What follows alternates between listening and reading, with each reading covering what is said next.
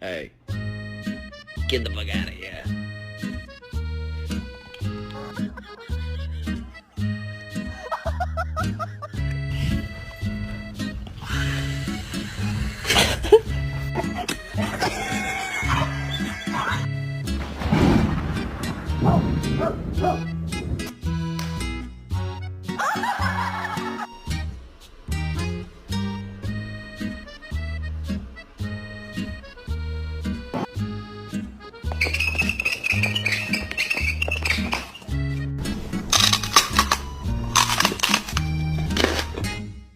No bite.